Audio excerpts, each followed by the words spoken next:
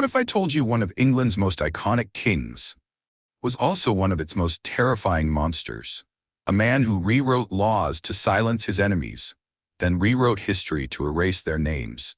He shattered a 1,000-year-old religion, then ruled the broken pieces with blood and fear.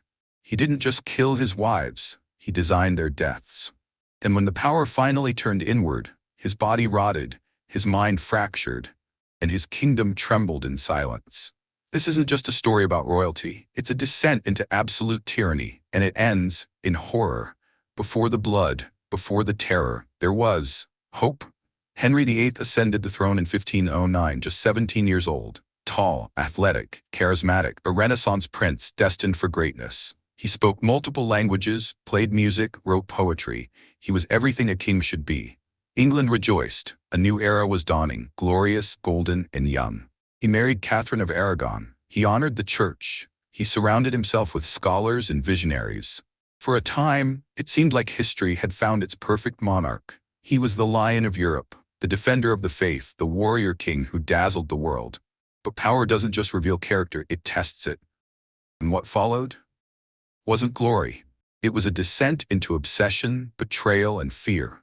Because the king who once inspired hope would soon rule through horror. Every tyrant starts with a turning point.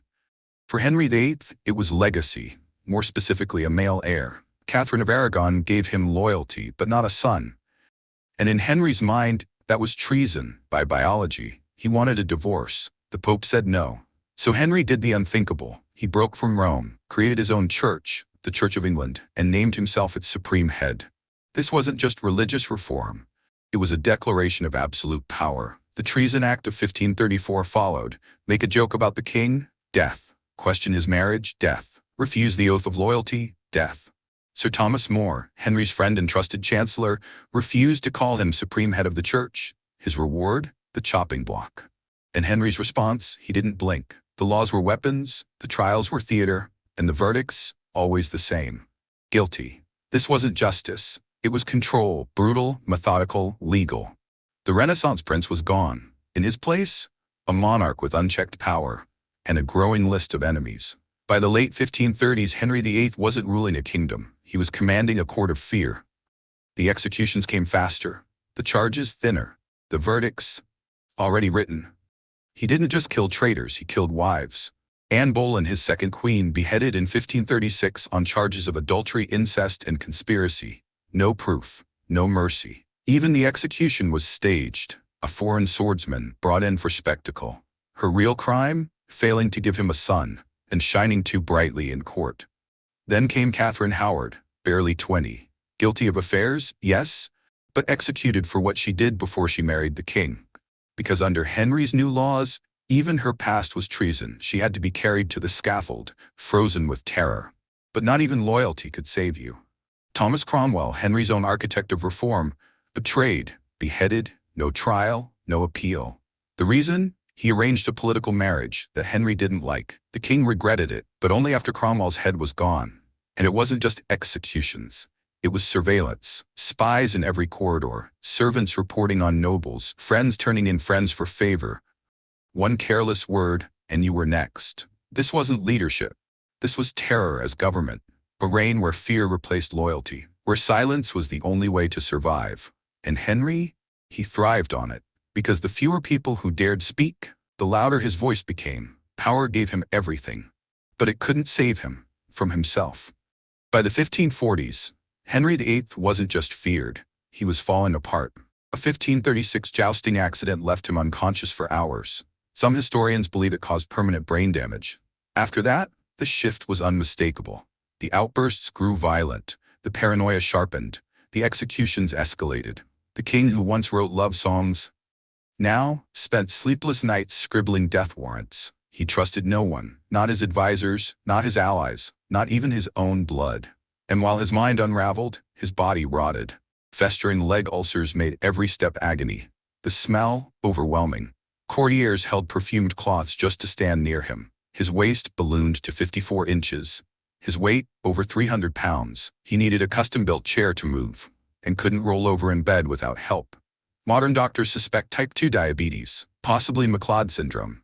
Whatever the diagnosis, The king was dying, slowly, painfully, but he never stopped ruling by fear. Even from bed, barely coherent, he signed death warrants. That execution only failed because Henry died first. By January 1547, the Lion of England was dying, not with dignity, not with reverence, but in decay. His body, ravaged by disease, had become its own prison.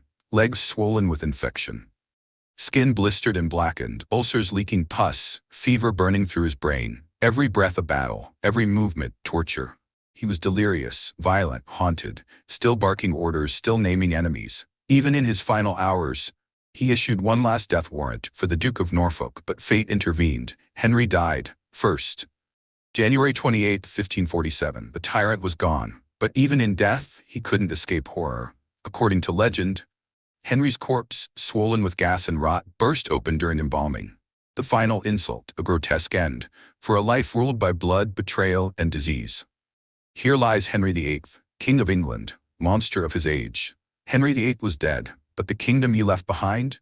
Fractured, fearful, and adrift. His son, Edward VI, was just a boy, too young to rule, so the court factions moved in. Old enemies re-emerged, and the knives came out again, this time behind closed doors. Henry's final years hadn't brought stability.